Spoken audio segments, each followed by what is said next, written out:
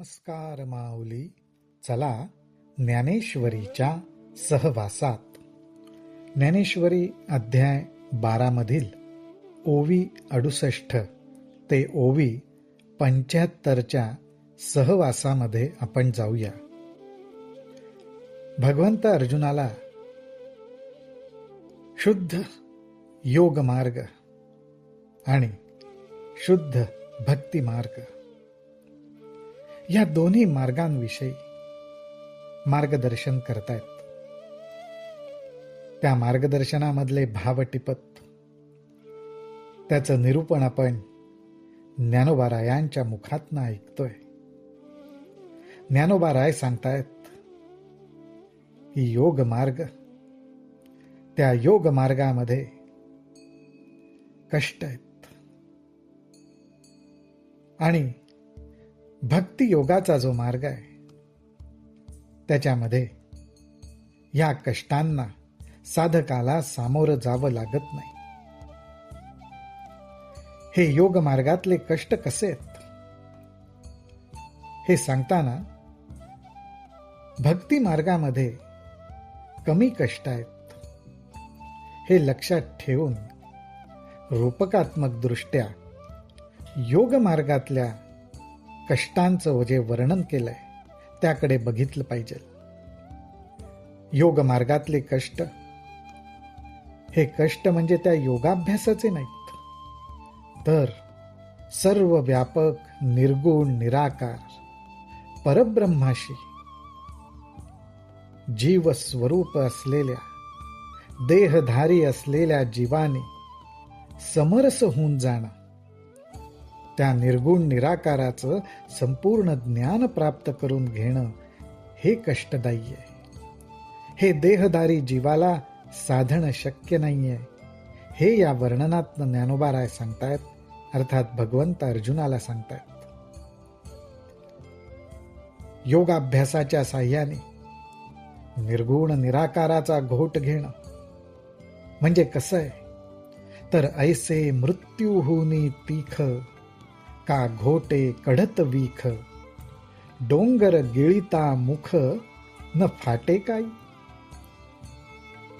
अरे हे योगाचे कष्ट म्हणजे कसे आहेत, तर अत्यंत कढत विष पिण्यासारखं आहे. मुळातच ते विष आणि त्यातून अत्यंत कढत असेल आणि जर का ते प्यावं लागलं तर अहो मृत्यूच्या दुःखापेक्षाही हे भयंकर आहे. ज्ञानोबा राय म्हणतात, मला सांगा, डोंगर गिळायची वेळ आली तर मुख फाटणार नाही का? म्हणून योगाची या वाटा जे निघाले गा सुभटा, तयान दुःखाचाची वाटा भागा आला. म्हणून हे अर्जुना, जे योगाच्या मार्गाने निघाले त्यांच्या वाट्याला दुःख अर्थात कष्ट आलंच. या ठिकाणी डोंगर गिळणं, आपल्या लहानशा मुखाने डोंगर गिळणं, ज्ञानोबा रायांना म्हणायचंय या छोट्याशा जीवाने सर्वव्यापी निर्गुण निराकाराचा घोट घेणं, त्याला गिळण्याचा प्रयत्न करण्यासारखं आहे. ह्या दृष्टीने या उपमा आहेत. पाहे पाम लोहाचे चणे, पाहे पाम लोहाचे चणे, जै बोचरिया पडती खाणे, तै पोट भरणे की प्राणे शुद्धी म्हणो. अहो ज्याच्या तोंडामध्ये एकही दात राहिला नाही अशा व्यक्तीला जर लोहाचे चणे खायची वेळ आली तर ते लोहाचे चणे खाऊन त्याचं पोट भरणार आहे का त्याला त्याच्या प्राणांना मुकावं लागेल? सांगा बरं. म्हणून समुद्र बाही तरणे आथिकेही, का गगना माझी पायी खोली जात असे. म्हणूनच सर्वसामान्य माणसाला आपल्या हाताच्या जोरांवर समुद्र तरून जाणं शक्य आहे का? किंवा आपल्याला पायाने आकाशात चालून आकाशाला ओलांडून जाणं तरी शक्य आहे का? थोडक्यात ज्ञानोबाराय परत हेच सांगतायत की योगाभ्यासाच्या साह्याने त्या निर्गुण निराकार सर्वव्यापी परब्रह्माचा आपल्याला मागमूसही लागणार नाही. हाताने समुद्र ओलांडून जाण्यासारखं आहे किंवा पायांनी आकाश ओलांडून जाण्याचा प्रयत्न करण्यासारखं आहे. वळघलिया रणाची थाटी, अंगी न लागता काठी, सूर्याची पाऊठी का होय गा. अहो, रणांगणामध्ये आपण प्रवेश केला आणि आपल्या अंगाला काठीचा मार सुद्धा लागू नये, अर्थात काठीचा शस्त्रास्त्राचा प्रहारही आपल्यावर होऊ नये, असं जर झालं नाही तर आपल्याला सूर्यलोकाची प्राप्ती होईल का. थोडक्यात काय तर रणांगणात उतरल्यावर आपल्यावर सुद्धा शस्त्राचा प्रहार होणार. त्या प्रहाराच्या खुणाच आपल्याला वीर शूर पदवीला प्राप्त करून देतात. तेव्हाच सूर्यमंडळाची प्राप्ती होते. ज्ञानोबाराय म्हणतात, योगाभ्यासाच्या साह्याने निर्गुण निराकार परब्रह्माची वाट धरली तर अहो थोडाफार काय कष्टाचा तर भाग उचलावा लागणारच.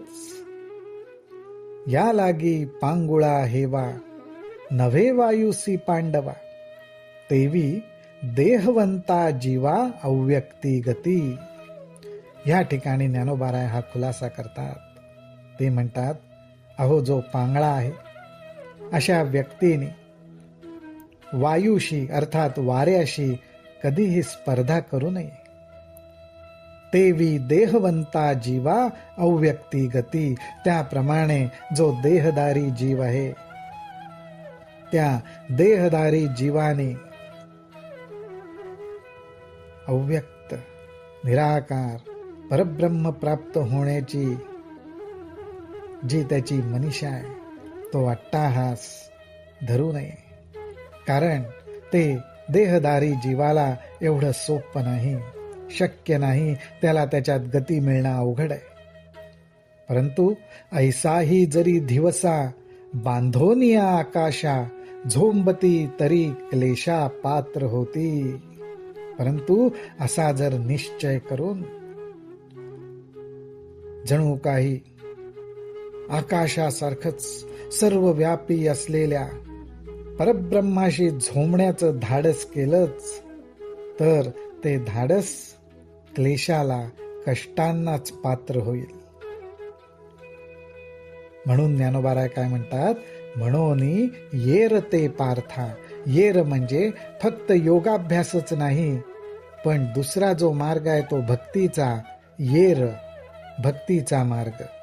म्हणोनी येर ते पार्था, नेणतीची हे व्यथा, जे का भक्तिपंथा वोटंगले. परंतु हे पार्था, ह्या योगाभ्यासाबरोबरच दुसरा जो मार्ग आहे तो भक्तिपंथाचा आहे.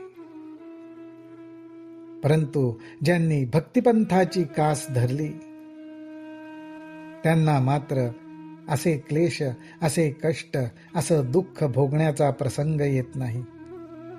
या ठिकाणी भगवंत भक्तिपंथाचा आणि योग मार्गाचा याच्यामधला जो फरक आहे, कष्ट, क्लेश. कारण योग मार्गामध्ये अद्वैत, निराकार, निर्गुण परब्रह्माचा घोट घ्यायचा प्रयत्न आहे, तो देहवंत जीवाला शक्य नाही. पण भक्ती मार्गामध्ये सगुण साकार भगवंताचं रूप जे अगदी आपल्यासारखं आहे त्याच्यावर प्रेम करून त्या सगुणाच्या साह्याने निर्गुण निराकारापर्यंत सहज बिना कष्ट पोचता येतं. हेच ज्ञानोबारायांना इथं सांगायचंय. राम कृष्ण हरी, राम कृष्ण हरी, राम कृष्ण हरी.